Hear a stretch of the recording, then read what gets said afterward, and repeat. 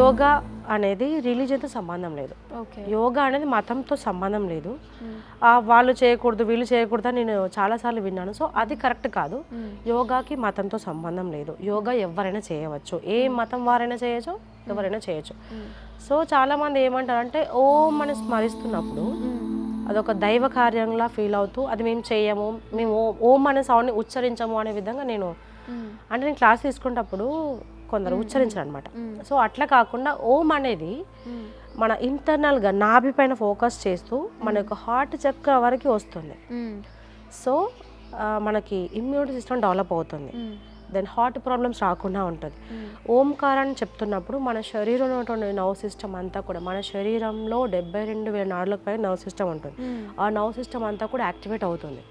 So ఓంకారం చెప్పడానికి మతంకి సంబంధం లేదు.